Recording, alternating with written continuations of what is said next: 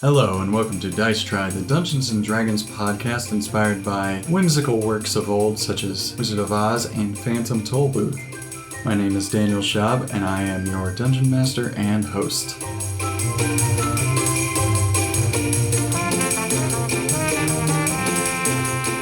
Hello and welcome to Dice Try, the D&D podcast set in a Wizard of Oz-esque world. I am the Dungeon Master and host, I guess, Daniel Schaub, and I have here on the table some of my players and also our lovely editor, GTM, which of course stands for Gore the Minotaur. Yep. Since this Oh my god, that's your new name forever. Gore the Minotaur, I love it. Wow. Since it is our first episode, I figured we should go around the room and introduce everybody. I am the Dungeon Master, Daniel, and to my left we have our first player and a newbie player. Noob. His name is Paul. Hello, I'm Paul, and I'm playing a character. So Paul, since we're going to be playing characters in a little Yes. bit, I just figured I should ask you some questions so the audience gets to know you. Yeah, sure. A little bit. What would you like to know? Sure. If you, let's say somebody comes to you and says, you know, we really need to update our image.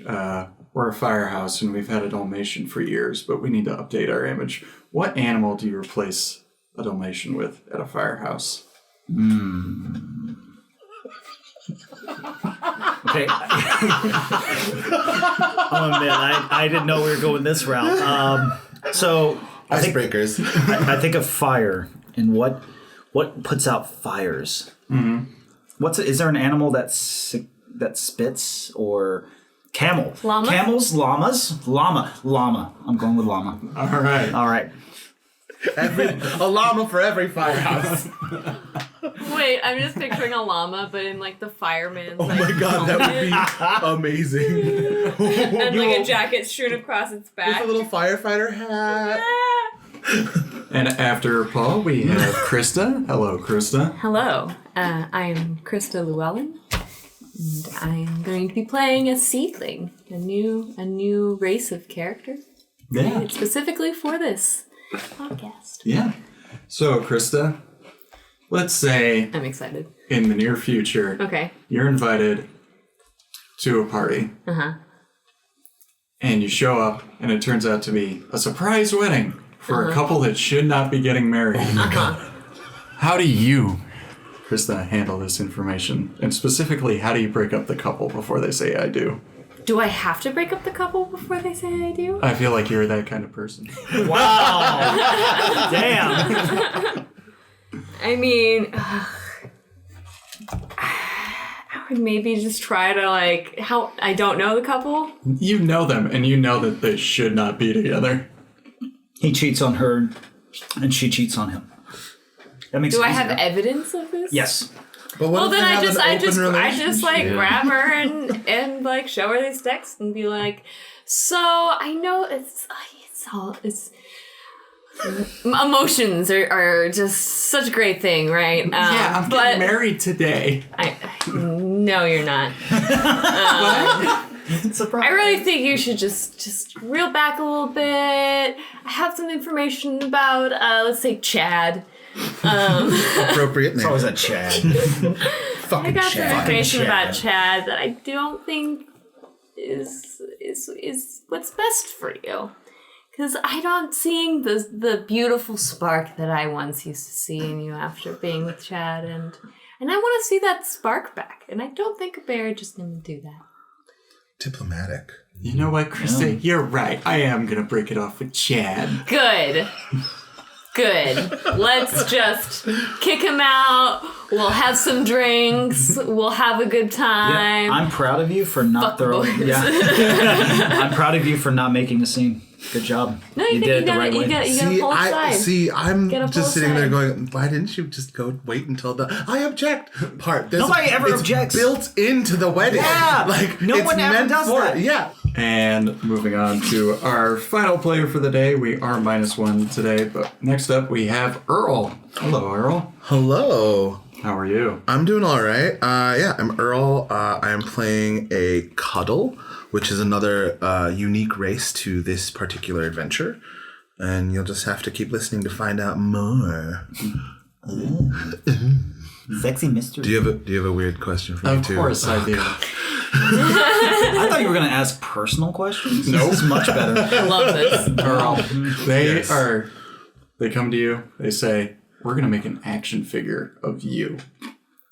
What is your, power punch move? What is the special thing that your action figure does? Okay, now who are we talking about as they? Is it like Hasbro? Mattel. Are we talking Mattel? Like, Sure. are we talking like full funk? Like, what are we? Is it just like the arms move? Like, what are we looking at the capabilities? It for is full this action functionality. figure? You could be a my God. Transformer. You could be a Stretch Armstrong. Oh man, I feel like if I could, if you could have me be transform or convert into an actual usable weapon, so like you can take off my leg. And it's a shiv. Like you can open me to the side, and it's there's a little pouch for throwing stars. So it's a Swiss Army knife. Yeah, basically Swiss Army knife, though. like a utility figure, a utility action figure. I gotcha.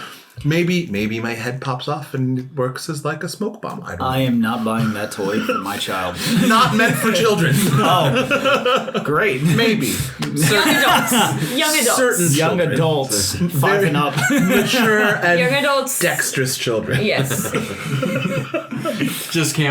I can't wait to see all the warning labels on Yes. the action So figure. it's basically like an anti-kidnap toy. Yeah, it would be I like dig that. Like it would be like a emergency situations. Like, oh, this kid just has let him keep his action figure. Oh no, it turns into a machine of death. It's kind of brilliant, actually. I wanna dig see it. that movie. Yeah. I want to see the commercial. Is your child always getting kidnapped by international terrorists? Are they really feisty, and can they take down an entire militia on their Liam own? Neeson is the spokes Oh guy. my god, guys, this writes itself. Oh yeah. Copyright. Copyright. For everyone listening, copyright. We live in LA. We have to do that. Yeah. As we did mention, this is a Dungeons and Dragons based podcast, but we're setting it in a Wizard of Oz type of world. So a bunch of stuff is being created from scratch by me for the purposes of this game. So for any purists of the rules out there, Get the fuck out. yeah, we're gonna be bending and breaking some things. So don't at me, because I'm not gonna care. If you are here to be a rule stickler or bring up the player's handbook and say, well, actually, if you yeah, stop. Yeah. This is not the podcast for you. Yeah, we're bending far too many rules to stick close to them. So, anyway, I think we should just jump right into it. We're going to leave behind the real world for a moment. And we're going to fade away. And instead, we're going to open, still in Los Angeles, but at a store called Mart-Mart. The department store to the masses, which is closely crowded aisles of housewares, home goods, appliances, linens, pillows, hardwares, light bulbs, kids' toys, camping equipment, beach needs, bikes, swimwear, outdoor furnishing, electronics, video games, movies, books, storage solutions, cleaning supplies, pet food, wet and dry, human food, fresh and frozen, sodas, water, juice, alcohol, pharmaceuticals, vitamins, dietary aids, diapers, adult and children, hygiene products, makeup, facial care, skin care, school supplies, office supplies, greeting cards, crafts, women's clothing, men's clothing, kids' clothing, baby clothing, footwear, jewelry, sunglasses, watches, and more. And more. This place is surrounded by the din of easy listening radio, murmured voices, and the buzzing of halogen lights from floor to rafters. It's just permeated with this sound. It's busy with people, but it's also isolated. Each aisle is a prison cell with no bars. It's late spring at night and rain showers. There's sprinkling the parking lot outside. The rain droplets are sprinkling across the oily surface of the parking lot and shimmering underneath an early risen moon. And standing just inside of the doorway of Mart-Mart is the greeter, a young man by the name of Doug. And if Paul, you would like to introduce the audience what he looks like. And Doug is a younger man, late 20s, slightly balding. He's well kept, but seems kind of like a normal person. There's nothing really stands out about him. He's dark-haired and just kind of bored with life. You can tell in his eyes that he died a long time ago. Inside? Like, for real? Yes, inside. Not like a zombie. Is he a zombie? No. And as it's late night at Mart-Mart, so the only people who are hanging out here are like meth heads, tweakers trying to buy too much Sudafed at the same time and yelling at a manager because of it. So occasionally you'll have to like look up and greet, whatever tweaker walks inside, or the bored teenagers who are coming in to mess with stuff. Welcome to Mart-Mart. If we don't have it, you won't get it. And you hear the telltale sounds of cowboy boots across the linoleum with spurs rattling across the floor. And you automatically recognize that sound as your manager, Chet. The Chet wanders over to you and he's like, "Hey, listen here, partner. If you're working at Mart-Mart, you're going to have to pony on up and greet him with a smile. Can you show me your smile, Doug?" I attempt to smile, and it is obvious that I am not able to smile. Doug, if you can't smile, I might as well send you on home. Look, I don't have another job, or this is my only income. I just... Can you just put me somewhere else? Like, I don't want to be up front talking to people in the middle of the night that will probably stab me. Well, we need a stock boy back in frozen foods. Did you bring your jacket? Yes, lying. I did not bring my jacket. Well, head on back to frozen foods and stock it on up. We got Christmas turkeys coming in early this year. I know it's May. Seems kind of dangerous. Okay, yeah, that's fine. I'll go take care of that and get my jacket because it's cold. So you wander on back to frozen foods, minus your jacket, which you did not bring, and you spend the rest of your shift pushing these Christmas turkeys into a freezer, getting very, very cold and upset until 1 a.m. when you finally get to clock out. And this is, as you're walking out for the night, you see one of the cashiers is being screamed at by an irate meth head who is upset that they couldn't buy more than 1 box of cold medicine. And this is sandwiched between a bunch of kids trying to steal windshield wipers and a lost child who was found wandering around your section of frozen foods. Jesus. And then on top of that, it's all still raining and the parking lot has poor drainage. Just these pools of water have collected across the lot, a sheen of oil lingering on top of the water. And it might be beautiful, like the iridescent colors sparkling beneath the moonlight with the neon signs of the tiny riverboat-themed casino on dry land across the street. You were walking towards your car at the far end of the parking lot because, they always make you park at the far end. You can't park up close, even in the rain or any inclement weather, and you're shielding yourself against the cold droplets of rainwater, and you forgot your jacket, so it's getting all over you. And it's that rain that's so cold, it feels like pinpricks piercing into your muscles. And it's just mixed with a chill of a heavy wind. And the closer you move towards your car and the more you get speckled with water, you feel this chill cutting right through you from one side to the other. And you put your hands up to your collar to polo shirt in closer around you. And as you pull up your hands, you look down at the back of your hands and you see that the rain has literally cut through you. And you see a little pinprick hole going through one side, out the other. And these pinprick holes are all across your skin and across your shirt and your legs. And they're almost impossibly small to see from a distance, but up close right in front of your face, you can see them. And as each new rain droplet splashes across your skin, a new little pinprick appears and you can see through the back of your hand.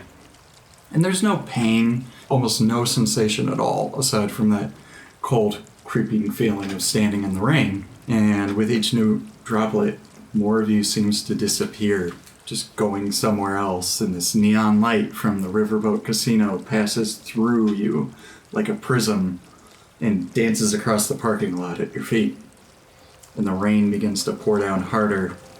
You can't make it back to your car, you can't make it back to the store, and in this parking lot caught between Mart-Mart and a riverboat-themed casino, you disappear from this world and awaken in another. You awaken in a field of sun-dappled green grass and vibrant flowers. Birdsong lightly drifts through the air along with the aroma of greenery, the sense of flora refreshed by a light spring rain. It is warm and pleasant, not too hot, not too cold, halfway between sweater and t-shirt weather. As you stare up at a true blue sky with clouds drifting above, you come to the realization that while there is dew on the blades of grass, you yourself are dry, even though you should be soaked to the skin. You also realize that while many things resemble ordinary life, if you were to wander into a field and lie down for some reason, things here are not completely ordinary. For starters, as the clouds part for a moment, you see an early moon illuminated, silhouetted across the blue horizon, and then a moment later, a second moon that is burnt orange on the opposite side. Secondly, the birdsongs don't sound like any ordinary birdsong. It has rhythm, actual melody and notes. Not just random tweeting, but a literal song. And it sounds a bit like Simply the Best by Tina Turner.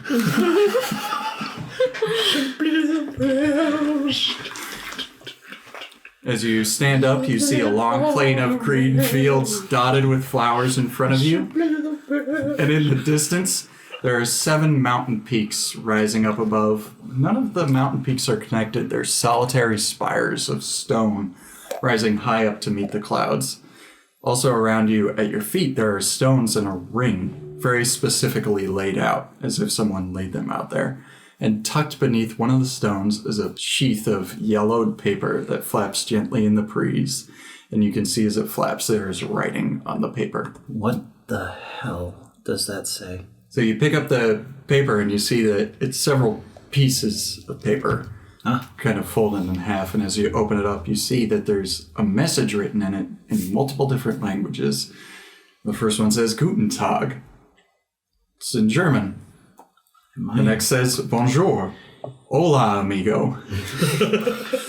And as you're flipping through the pages, there's more and more languages, some of which you recognize, some of which you don't. And finally, you find a note that is written in English.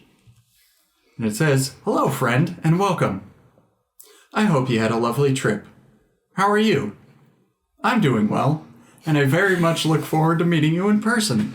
Whoever you may be, I'm sure you have plenty of questions, namely, what happened, and why am I here? I assure you that I can answer all of these questions. We've been waiting for you for a while. If you head east, you will see a fleet of foxes. Follow them toward my home, and we will speak in person. Have a great rest of your day." And that's all the note says. I died. I died in the freezer at Mart-Mart. That's what happened. There's no other explanation for this. Help! And the birds cut out Simply the Best and flutter off as you scream. Okay. I see a rock. Looks like a rock. Okay, I need to sit down. Seat yourself down on the rock and just take a moment to try and collect yourself. What do I do? What do I do? I hear somebody talking to me. It's muffled. It's a very muffled sound. It sounds like I'm sitting on them. And I'm vibrating.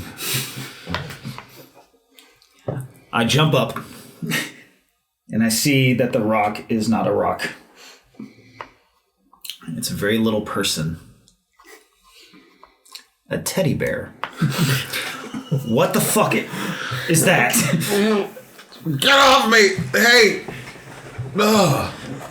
Or all of you would like to describe yourself? So, I am a cuddle. In this world, cuddles are animate, stuffed animals that have been brought to life by some crazy magic. My particular cuddle looks like your standard, average, run-of-the-mill teddy bear. However, he does have an eye patch. And, there's a long scar that goes vertically down through where the eye patch is. And he's got sort of light tannish brown fur, and then he's got like a white tummy area.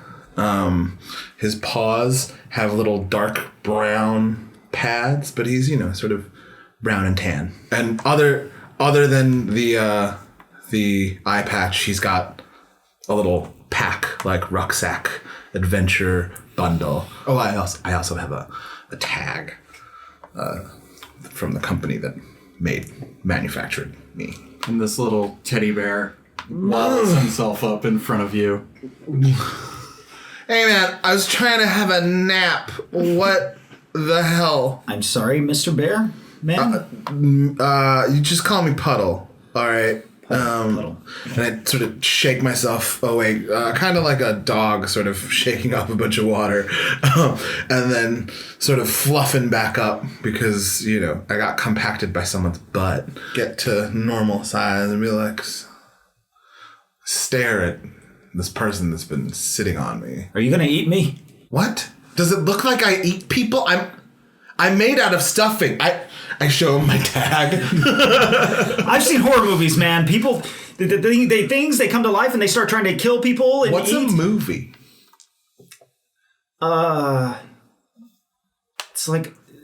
It's a thing you watch with people. Like you see images moving. Look, it doesn't matter. Look, where am I? Is this a trick question? You're in a field. No, not specifically this region. I mean, where in the world am I? What is this place? Why? I was at Mart-Mart. I was at Mart-Mart, and now I'm here. Mart-Mart. It's where I'm from. It's not where I'm from. It's the place I was at. I've never heard of this land called Mart-Mart. It's not land. I mean, it's a piece of land, but it's not. This sounds like a new adventure. Wait. So you came here from Mart-Mart. Now, do you have a quest? Like a quest bar? What are you talking about? No. Well, you traveled here from a different land, and you obviously must have some purpose, point. What? No, I was in the rain, and I was cold, and all of a sudden I just started disappearing, and now I'm dry and here in the field talking to a fucking bear. Teddy bear. Is that what you are? I don't know what to call you. My name is Puddle. I'm talking to a puddle? No, I'm a cuddle. My name is Puddle. I'm talking to a cuddle. Okay, well, yeah, that makes sense. Okay, look, I don't have a quest. I'm not a knight. I'm not, or wherever look, I just want to go back to the land of Mart-Mart. So your quest is for you to return to the land of Mart-Mart. Yes, exactly. I need to get back to Mart-Mart. Oh. And you said how did you get here? I don't know. I was in the rain, and then the rain started going through me like little pricks, and then all of a sudden I'm like, woo, and I was must here. Have suffered some sort of memory loss or amnesia. I don't really understand what's going on, but there might be some people that can help you. What? The note. Look. It says at the end. It says I should follow these instructions. Who is this? What is this? I don't know. You just gave it to me. Can you read this? Yeah. Yes, of course I can read. Foxes? I look to the east. In the distance, you can see a group of foxes are way out in the distance. Oh. Well, go ask the foxes. Go ask the foxes? That's what it said, right? Can you read? No, I can read. I'm not going to talk to the foxes. They're fucking foxes. I'll talk to the foxes if you don't want to talk to the foxes. And I start walking towards the foxes. Foxes! And you see all these red sleep heads pop up to turn in your direction. He's waving. This guy needs to talk to you! And this fleet of foxes starts rushing in your direction. And they look like normal foxes, you know, the long, sleek, red bodies. They all have multiple tails. Some of them have like 3 tails spinning around. Some of them have like 8 or 9 tails just swirling behind them as they approach you. And the one leading the pack has so many tails you can't even tell. It's just like So this many goddamn tails. It's just like this giant Tails for days. swirling puffball behind it. They rush around to you, and then they approach, and they sit down. How you doing? This guy got this note. I flash it in front of him. It says that we're supposed to follow you. Oh, cool, bro. Oh shit! He talked. Yeah. we just look at him like, yeah. Yeah, we talk. What's the matter?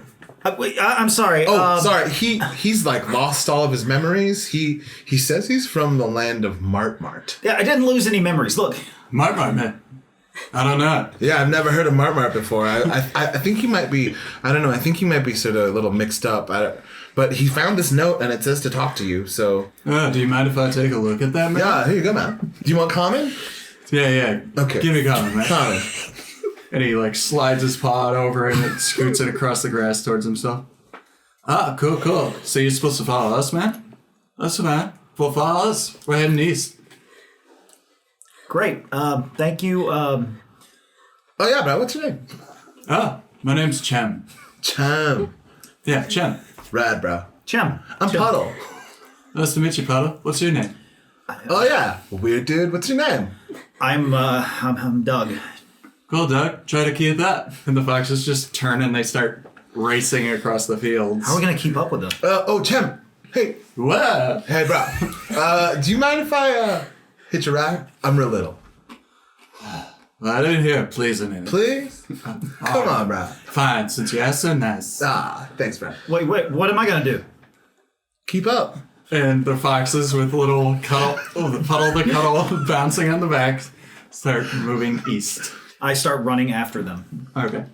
So you're heading east and you follow the curve of the hills, and in the distance you start to approach some forests, and you're moving past these lovely flowers, and then they turn and start to make their way north. And as they make their way north, they begin to go through a garden of roses that's just spread out in front of you, and the foxes quickly become distracted as they start just digging in the dirt. Like, hey, bro, look what I found. What'd you find?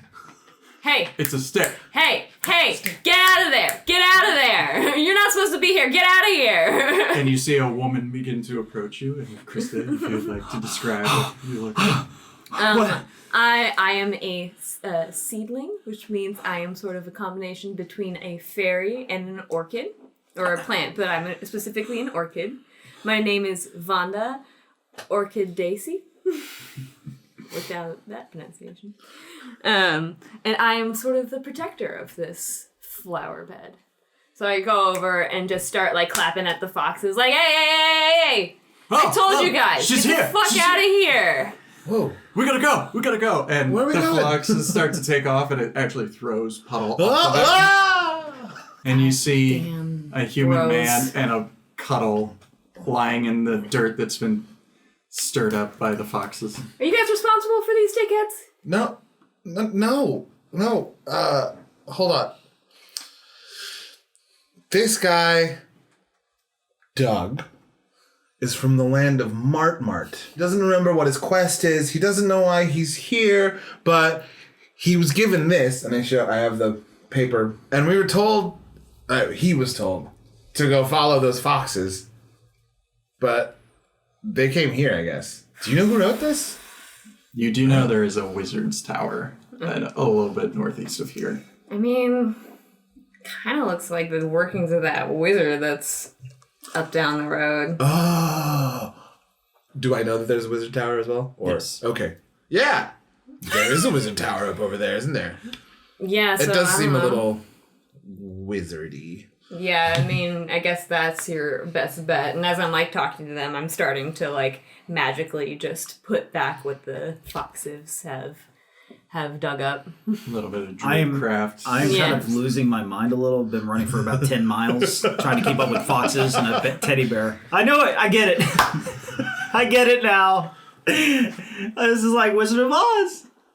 It's like Wizard of Oz. And you are like the lion, and you...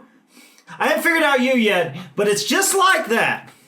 I'm a bear. Yeah, Where but did no... you find this guy? He started sitting on me.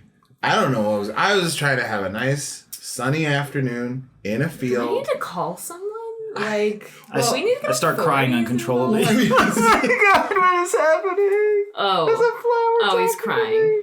Oh, it's crying. oh. It's crying. I just want to work in the frozen section. I like go into like child consolation mode where I'm like, hey buddy, it's okay. Like, and I get like really close and like really cute. Pull out the cute eyes like, hey What are you doing? man, it's okay. What is this? It's all right. Why are you... Sometimes we need to have a cry. Sometimes when things get really hard, it's okay. Why are you talking like that? I'm just trying to be your friend. I suddenly feel much better. We'll figure things out. Okay. It'll be all right. Okay, that's really cool what you just did. Now, I didn't How know you about had we- that. how about we start going to go see the wizard?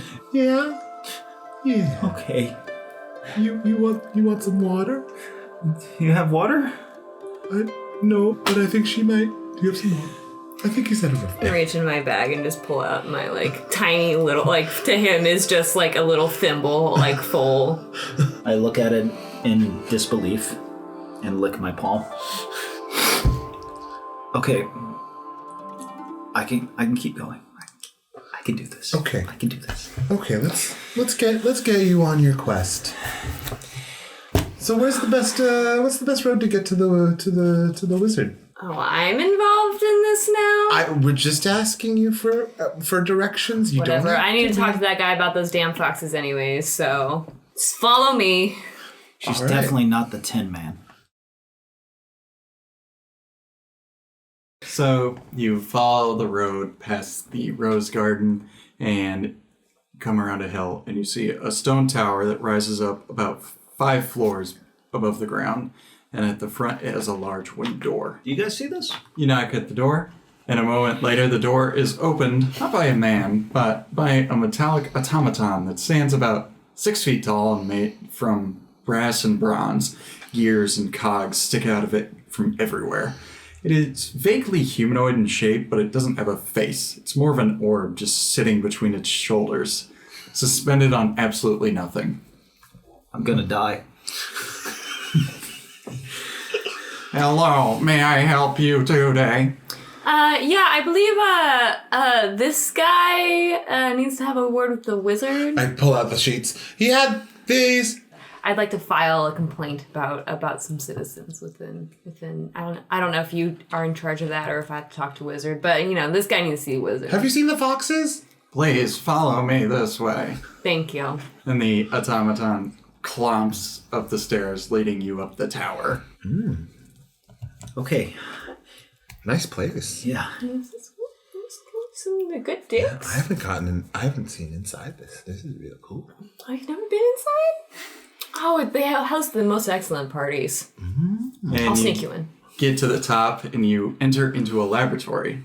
There are tables filled with equipment, beakers, tomes, and such filling up a majority of the floor space. There are long scrolls of archaic writing hanging from floor to ceiling, and there's an aroma of brimstone and sage hanging in the air. A typical scent to some of the group, while it is completely alien to Doug. Oh. What is that? What's that smell? We'll smell. You don't smell that? Just whatever you're smelling, that's wizard. Where are you from again? Mart-Mart? I've never heard of Mart-Mart. I haven't either. It's definitely not one of the 6. The wizard will see you shortly. Oh, thank you. Thank you. And the automaton goes back out the door and closes it behind himself. It really has been one short day. Sorry. So this wizard, what do you know about him? Does magic? You know that the wizard's name is Stimley, Stimley. but you've never seen him. Yeah, I've personally never seen him. You think he can get me home? He's a wizard. Yeah. You know, boy, that is an excellent question. The voice speaks to you, but you don't see anyone. And you take a minute to look around the room, trying to figure out where the voice came from. And while looking around the room, your eyes lock on a table in the corner. There's a glass tube about 3 feet tall, and it's stoppered at both ends with corks, and filled with a light blue liquid. A wizard's hat, tall and pointy with stars on it, sits jauntily on top of the glass tube. And in the middle, draw that. Okay. And in the middle Wow. of the tube is a man's head. A old man with a long beard, bald head. Typical wizard. Typical wizard.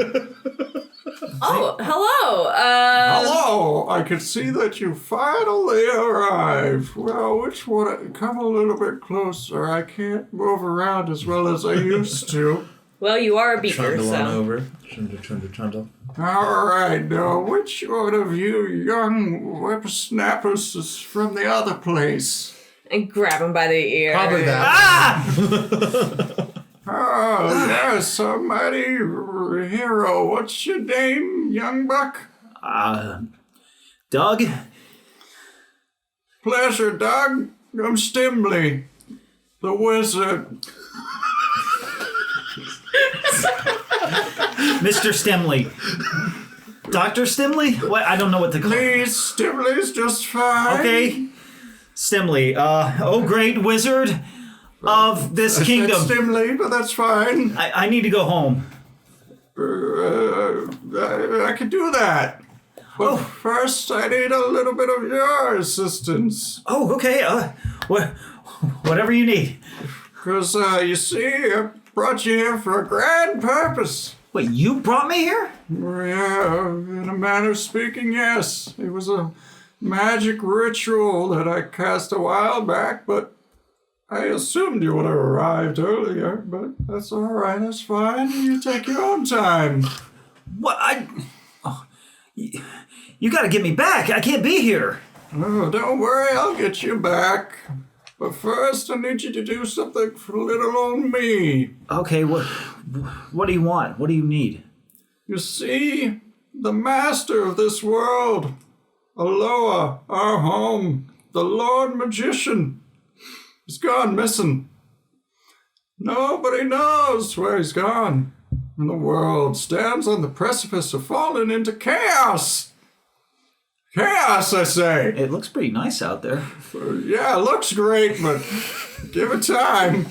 So you see, there's bad people out in this world that the Lord Magician has kept in check. But if he's gone for too long, they'll figure out, hey, we can be just real mean to everybody.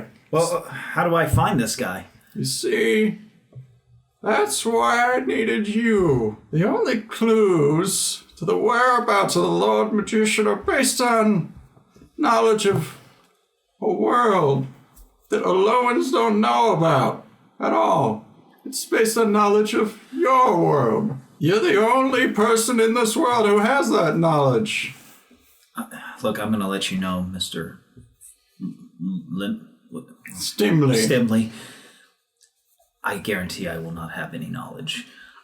I work at a shopping center. I don't even have a girlfriend. I didn't even graduate high school. Look, I'm not gonna be able to find this Lord Master or whatever.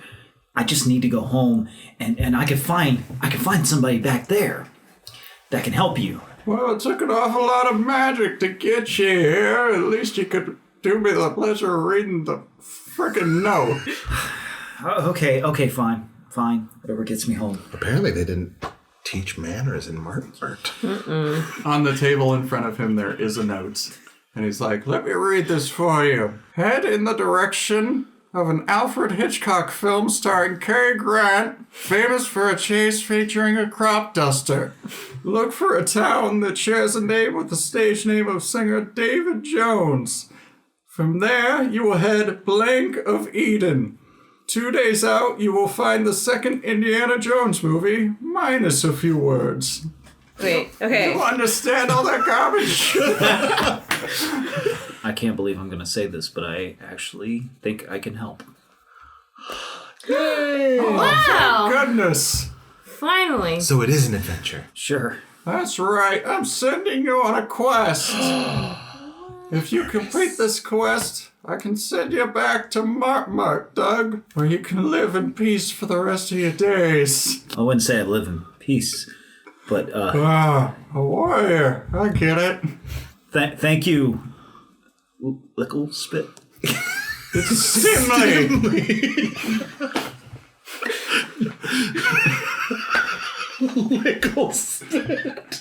I think that's your new nickname now, Stimley. Well, you know, when a nickname sticks, you can never get rid of it. I know. Good one, Lickle Spit.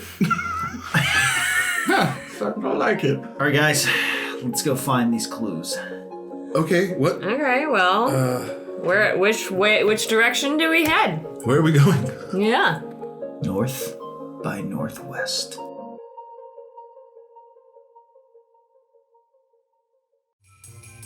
Thank you for listening to Dice Try. I'm your host, Daniel Schaub, and this episode's cast has included Paul Dixon, Earl Kim, and Krista Llewellyn. This production has been edited by Gabriel Toya Melendez with special music provided by Glenn Davis. Please follow us on Instagram, Twitter, and Facebook at Dice Try Podcast. And while you're there, don't forget to subscribe and review.